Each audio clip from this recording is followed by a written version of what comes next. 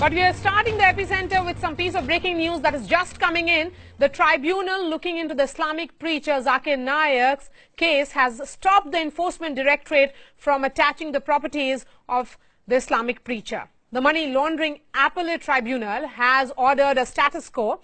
It has restrained the Enforcement Directorate from taking possession of Zakir Naik's schools in Chennai and his commercial properties in Mumbai.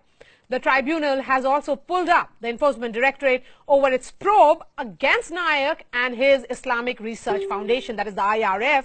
The tribunal went further, asking there are 10 Babas with properties worth thousands of crores. But have you really acted against any of them? You have done nothing against Asaram Bapu. The tribunal asked a direct question to the ED that in the last 10 years, show us what's wrong with speeches made by